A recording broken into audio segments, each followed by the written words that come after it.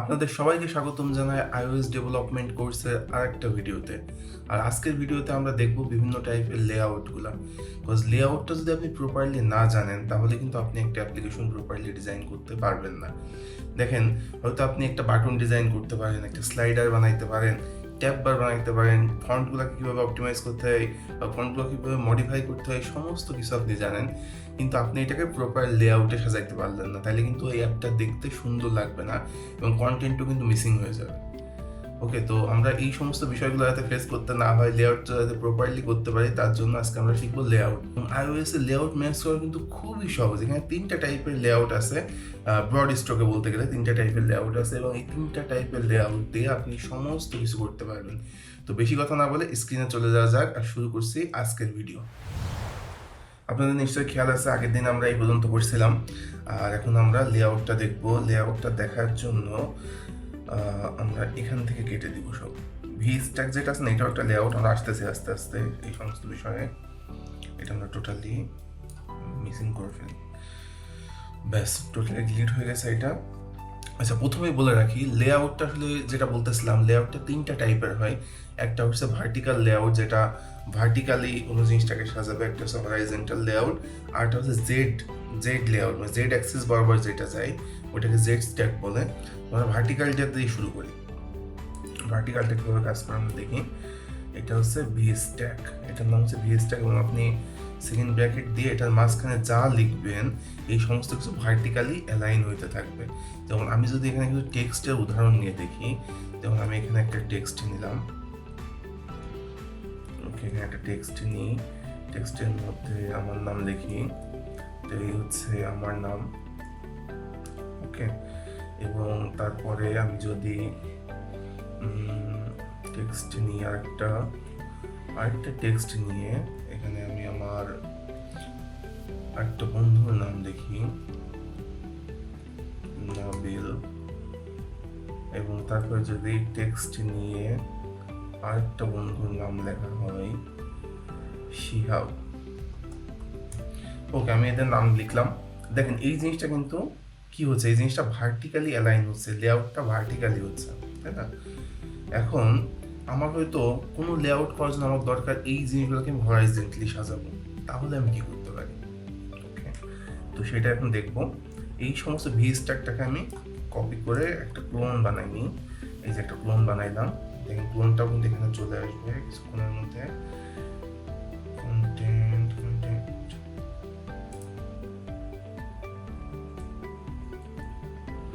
Save দিলাম, content view. ও আচ্ছা, এটা আমি VStackের বাইরে লিখে ফেলছি। ওকে, দেখেন এখানে আমি এটা বডির মধ্যে লিখে ফেলছি, এটাকে আমার টোটালি একটা VStackের মধ্যে নিয়ে নিই, তাহলে আর এই সমস্যাটা হবে না। স্ট্যাকের মধ্যে না নিলে তো এটা আসলে শো করবে না, ঠিক আছে? আমি এটাকে একটা VStackের মধ্যে নিয়ে নিই টোটাল জিনিসটাকে, তাহলে এটা পারফেক্টলি দেখেন এখন চলে আসছে কিন্তু, ঠিক আছে? এখন এটা চলে আসছে। আমি এখানে VStack, এই VStack এবং এই VStack এটা দুইটাই দেখতে পাচ্ছি, এটা একটা মাস্টার VStackের মধ্যে আছে। আচ্ছা, তো যেটা বলতেছিলাম, প্রথম লিস্টটা আমার হয়েছে আমি ভার্টিক্যালি সাজাইছি এবং পরের লিস্টটাকে আমি চাই এটাকে আমি হরাইজন্টালি সাজাবো।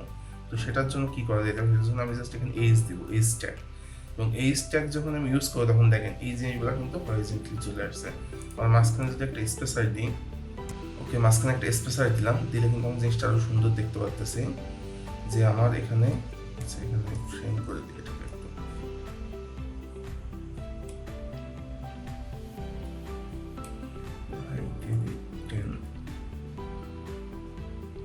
ওকে, আচ্ছা, স্পেশালাইজের বিষয়গুলো এগুলো আমরা পরে দেখবো, তো এটা নিয়ে আপাতত চিন্তা করা থাকে না। কেন কীভাবে হলো, আমি জাস্ট এই দুইটা স্ট্যাকের মধ্যে আমি একটুখানি পার্থক্য করলাম, একটু গ্যাপ রাখলাম যাতে দেখতে সুবিধা হয়।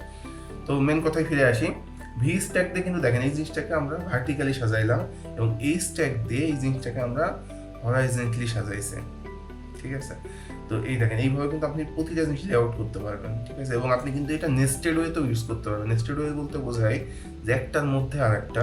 যেমন দেখেন আমার কিন্তু এই সমস্ত কন্টেন্টটা একটা মাস্টার VStackের মধ্যে আমি রাখছি, মানে ফুল স্ক্রিনটা একটা VStack, তার মধ্যে যদি আলাদাভাবে ধরি এই VStack এবং এই HStack একটা কম্পোনেন্ট, এবং এইটা কিন্তু ইন্ডিভিজুয়ালি আরেকটা করে স্ট্যাক, তার মধ্যে আবার কিছু কম্পোনেন্ট আছে। এখন যদি আমি এর মধ্যে চাই, এর মধ্যেও কিন্তু আমি আরেকটা করে স্ট্যাক নিতে পারবো। এবং আমি যদি দেখাই এই স্ট্যাকটা, এইটা আমি VStack-এর মধ্যে রাখতেছি, তাহলে কি হবে, তাহলে এর আগে একটা হরাইজন্টাল আসলো, তারপরে কিছু ভার্টিক্যাল আসলো, এবং তারপরে দেখেন আবার একটা স্পেসার, তারপর আবার হরাইজন্টাল। ঠিক আছে, তো এই হলো সুবিধা, এটা নেস্টেড ওয়েতে আপনি ইউজ করতে পারবেন। এখন যেটা একটু কমপ্লেক্স ওইটাই চলে আসি, এবং VStack-এর এই জিনিসগুলোকে আমি একটু অফ রাখতেছি আপাতত।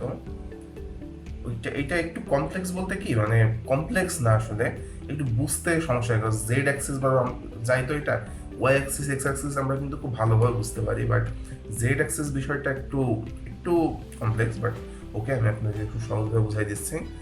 এখন যদি আমি এখানে একটা ZStack নিই এবং এইটার মধ্যে আমরা একটা টেক্সট লিখি, প্রথমে আমি কি টেক্সট লেখা যায়, প্রথমে আমি আমার নাম লিখি, অলওয়েজ আমি আমার নাম দিয়ে শুরু করি সব কিছু। ওকে, সো আমার নাম লিখলাম এটাতে, এবং তারপরে যদি আমি এটা একটা ফন্ট দিয়ে দিই, ওকে, একটা ফন্ট দিয়ে দিলাম হচ্ছে টাইটেল দিয়ে দিই এটা ফন্ট।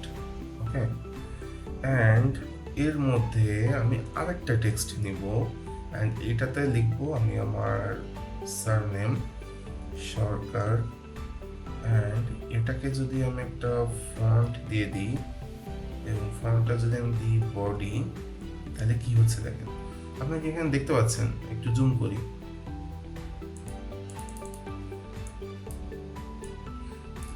দেখেন তো এখানে কি হলো বিষয়টা।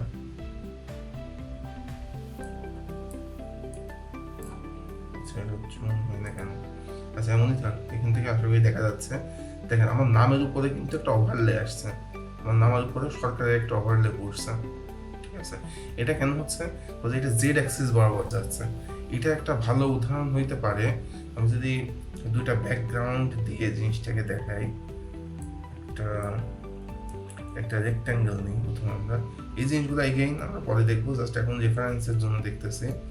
একটা রেক্ট্যাঙ্গেল নিলাম, এবং এটা যদি আমি ফ্রেমটাকে সেট করে দিই, ফ্রেম বলতে এখানে আমি বুঝাচ্ছি ওয়েট কত হবে এবং হাইট কত হবে। 100 দিলাম ওয়েট, এবং হাইটটাকে দিয়ে দিলাম 100। তাহলে কি হয়, এই যেমন চলে আসলো এটা। ওকে, এটার ওয়েটটাকে আমি করে দিই হলো 400, বেশি হয়ে গেছে, 300 করে দিই। এখন ঠিক আছে, এবং এটাকে যদি একটা ব্যাকগ্রাউন্ড কালার দিয়ে দিই, ডট ব্যাকগ্রাউন্ড, যদি আমি এটা ব্যাকগ্রাউন্ড দিয়ে দিই হলো গ্রিন। আচ্ছা, এখানে আমি ব্যাকগ্রাউন্ড দিলাম, কিন্তু এটা কাজ করতেছে না। কেন কাজ করতেছে না? এটা কাজ না করার কারণ দেখেন, রেক্টেঙ্গেল কিন্তু একটা কম্পোনেন্ট, এবং কম্পোনেন্টের যে ব্যাকগ্রাউন্ড দিই, এটার তো ব্যাকগ্রাউন্ডটা কালার হবে। ঠিক আছে, আচ্ছা এটা আমি একটু ভালো করে বোঝাই। এটা হচ্ছে রেক্ট্যাঙ্গেল কিন্তু একটা কম্পোনেন্ট, এবং টেক্সট যেমন একটা কম্পোনেন্ট। টেক্সটের যদি আপনি ইন্ডিভিজুয়াল টেক্সটগুলোর কালার চেঞ্জ করতে চান, তাহলে কি করতে হবে, এটা কিন্তু ব্যাকগ্রাউন্ডের ফোরগ্রাউন্ড দিতে হয়। তেমন এইটার ক্ষেত্রেও সেম কজ, এটা যদি ব্যাকগ্রাউন্ড কালার দিই, তাহলে এর ফোরগ্রাউন্ড কালার যে ব্ল্যাকটা আছে, এটার পেছনে কিন্তু এটা পড়ে যাবে, এটা কিন্তু দেখা যাবে না। কিন্তু আমি যদি এখানে ব্যাকগ্রাউন্ডটাকে ফোরগ্রাউন্ড করে দিই, যেহেতু এটা একটা কম্পোনেন্ট, অ্যাজ আপনি টেক্সটের মতো বিবেচনা করেন, টেক্সটের কালার চেঞ্জ করতে গেলে আমরা ফোরগ্রাউন্ড দিই, তো আমরা এখানেও যদি সেমভাবে ফোরগ্রাউন্ড কালার দিয়ে থাকি, তাহলে এটা কি হয় দেখি তো, দেখেন এটা চেঞ্জ হয়ে গেছে। ঠিক আছে, তো এটা হচ্ছে বিষয়। আচ্ছা, এরপরে যদি আমরা একটা সার্কেল নেই, এবং সার্কেলটাকেও আমি যদি সেমভাবে একটা ফ্রেমিং করি, ওকে, একটা ফ্রেম করলাম,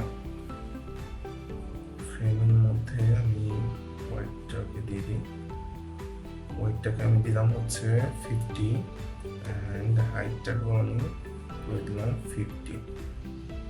ঠিক আছে, অ্যান্ড আমি যদি এটার ফোরগ্রাউন্ড কালারটাকে করে দিই ডট রেড, তাহলে কি হয় দেখেন তো, এখন কি একটা শেপ বোঝা যাচ্ছে? অবশ্যই এই শেপটা আপনারা সবাই চিনবেন। তো এটা আমাদের পতাকা তৈরি হয়েছে, জাতীয় পতাকা।